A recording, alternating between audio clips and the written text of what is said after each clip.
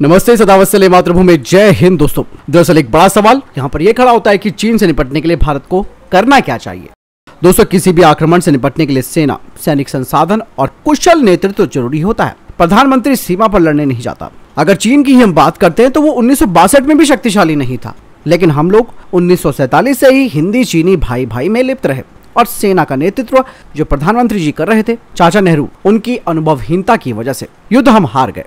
चीन पिछले 30 सालों में बहुत ज्यादा ताकतवर हुआ है। आज वो अमेरिका से आंख में आंख मिलाकर बात कर रहा है, लेकिन भारत भी पहले से काफी बेहतर हुआ है। 1998 में भारत ने परमाणु बम की टेस्टिंग करके दुनिया को इस बात का इशारा कर दिया था कि भारत कमजोर नहीं है।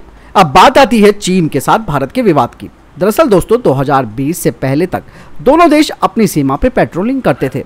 जो दोनों देशों के बीच 8 से 10 किलोमीटर का गलियारा, जिसे कि नो मैंस लैंड कहा जाता था, और इस इलाके में बर्फीले बीहड़ होने की वजह से चीन ने इन इलाकों में आगे बढ़ना शुरू कर दिया और कब्जा कर लिया। हालांकि भारत ने 1984 में जब सियाचिन पर कब्जा किया था, तब भारत को भनक लग गई थी कि पाकिस्तान वहां कब्जा करने वाला है। उससे पहले सियाचिन भी नो मैंस लैंड में आता था।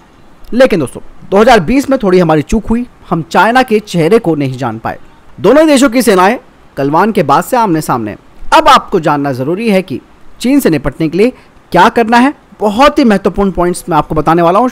आप में से काफी लोग मुझसे एग्री भी करेंगे और कुछ लोग एग्री नहीं भी करेंगे, लेकिन फिर भी हमें जानना जरूरी है कि हम कैसे काउंटर कर सकते हैं। पहला, भारत चीन सीमा को लाइन ऑफ कंट्रोल यानी कि LAC में बदलना होगा, क्योंकि भारत और चीन की सीमा निर्धारित नहीं है, लेकिन LAC के बाद ये कश्मीर की तरह LAC बन जाएगी। समझिएगा दोस्तों, कहना क्या चाह रहे हैं। इसका मतलब साफ होगा कि कहीं भी कोई नो मैंस लैंड की खाली जमीन ना होना और हर जगह आमने सामने सैनिकों की पोस्ट होना, यानी कि भारत और चीन के बीच 3500 किलोमीटर लंबी सीमा पर पाकिस्तान की तरह फेंसिंग और बॉर्डर पोस्ट होना। अभी तक दोनों देश इस तरीके के खर्चे से बचना चाहते थे और दोनों ही देशों ने समझौता किया था कि दोनों ही देश के सैनिक बड़े हथियार सीमा से 10 किलोमीटर दूर रखेंगे।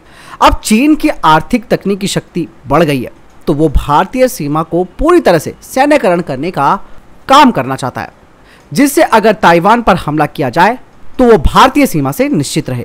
सोचिए दोस्तों, कितना बड़ा कॉन्ट्राडिक्शन है बीच में।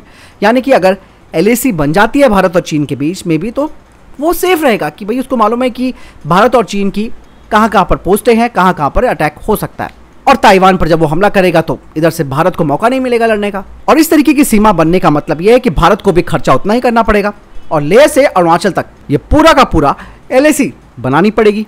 और भारत कुछ जगहों पर काम कर भी रहा है, लेकिन भारत को इस काम के लिए अपने रक्षा बजट में 20% का इजाफा करना होगा। अभी जो बजट है वो केवल पेंशन और वेतन में निकल रहा है, लेकिन जिस अग्निवीर योजना का विरोध किया जा रहा है उसका मकसद अब आप समझिएगा। दरअसल अग्निवीर योजना का मकसद यही है कि चीन से लड़ने से ज्यादा अपनी सीमा की चौकसी की जाए, जिसके लिए कुल भर्ती का 75% नौजवान सैनिक काम आएगा। चीन और पाकिस्तान से सीधी लंबी लड़ाई लड़ना काफी मुश्किल है, जिसका कारण है दोनों ही देशों के पास भी परमाणु हथियार है, लेकिन घुसपैठ को रोकने के लिए लगातार निगरानी होनी चाहिए। प्रधानमंत्री देश का कोई भी रहे, यह काम भी सियाचिन की तरह किया जाना चाहिए। अब करते हैं दूसरे प्रयास की बात। दूसरा प्रयास है आर्थिक आत्मनिर्भरता, जिसमें कि देश की जनता, उद्योगपति और व्यापारियों के सहयोग की आवश्यकता है। जो देश हमारा दुश्मन है उससे हम $80 बिलियन का आयात और 25 बिलियन का उसको निर्यात करते हैं। सोचिए कितना बड़ा गैप है। यानी कि कुल मिलाकर हम चाइना को $55 बिलियन का हर साल चीजों के लिए देते हैं, जो हम खुद भी बना सकते हैं। दवाएं, घरेलू सामान, बिजली, इंजीनियरिंग, इलेक्ट्रॉनिक्स आदि के अनेक ऐसे सामान हैं जो भारत में आसानी से बन सकते हैं, भले ही वो थोड़े से महंगे जरूर होंगे। चीन इनको जानबूझकर सस्ता बेचता है और हम खरीदते हैं। वर्ल्ड ट्रेड ऑर्गेनाइजेशन समझौते के तहत सरकार इसे बंद नहीं कर सकती, यानी कि हम चाइना के साथ पूरी तरीके से व्यापार खत्म नहीं कर सकते। पर अगर जनता ना खरीदे तो चीन कुछ नहीं कर सकता, ना WTO कुछ कर सकता है, सिवाय देश में सरकार के खिलाफ आंदोलन और अव्यवस्था फैलाने के। तो जनता को अब, यानी कि हम लोगों को हर बात में सरकार के खिलाफ भड़काए जाने वाले आंदोलनों से बचना चाहिए, और अग्निवीर जैसे आंदोलन कहीं ना कहीं चीन द्वारा समर्थित भी होते हैं।